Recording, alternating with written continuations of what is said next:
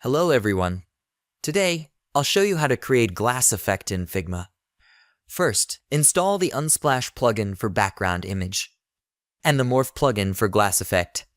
I have already installed these two plugins. Head back to the canvas and add a frame. Hit F on the keyboard and select Instagram post.